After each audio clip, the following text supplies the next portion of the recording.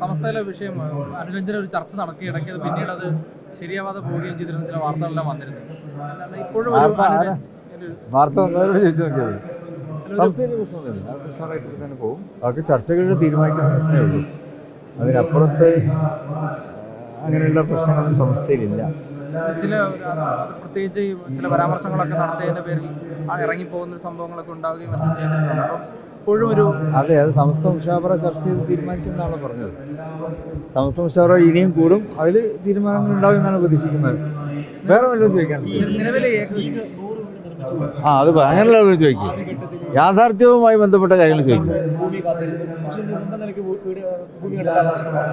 അത് ഞങ്ങൾ തുടക്കം മുതൽ തന്നെ അതാണ് പറഞ്ഞിരുന്നത്. സർക്കാർ, കാരണം പ്രത്യേകിച്ച് വയനാട്ടിലെ നിയമങ്ങളും മറ്റൊക്കെ ഉണ്ട്, സർക്കാർ തന്നെ ഭൂമി ഏറ്റെടുത്ത് ബന്ധപ്പെട്ടവർക്ക് നൽകും എന്നാണ് പ്രതീക്ഷിച്ചിരുന്നത്.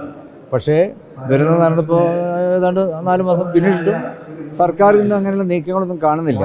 അപ്പോൾ മുസ്ലിം ലീഗ് ജനങ്ങൾക്ക് കൊടുത്ത വാഗ്ദാനം പാലിക്കേണ്ടതുണ്ട്. അപ്പോൾ അതിനുവേണ്ടി ഞങ്ങൾ ഭൂമി സ്വന്തമായിട്ട് നോക്കുന്നുണ്ട്.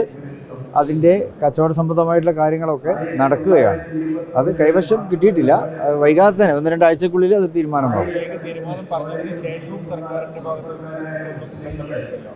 സർക്കാർ വിളിച്ചു ചേർത്ത സർവകക്ഷി യോഗത്തിൽ സർക്കാർ പറഞ്ഞിരുന്നത് വീടെടുത്ത് കൊടുക്കാൻ മുന്നോട്ട് വരുന്നവർക്ക് ആവശ്യമായിട്ടുള്ള സൗകര്യങ്ങൾക്ക് സർക്കാർ പ്രത്യേകിച്ച് ഭൂമി ഏറ്റെടുക്കാൻ തരും എന്നാണ് പറഞ്ഞത്. ഞങ്ങൾ പ്രതീക്ഷിച്ചുകൊണ്ടാണ് ഇപ്പോൾ 4 മാസം കാത്തിരുന്നത്. അപ്പോൾ കിട്ടാത്തതിൻ്റെ സാഹചര്യത്തിൽ ഇപ്പോൾ മുസ്ലിം ലീഗ് തന്നെ മുന്നിട്ടിറങ്ങി അവിടെ വീട് നിർമ്മിച്ചു കൊടുക്കാൻ ഉള്ള പരിപാടിയാണ്.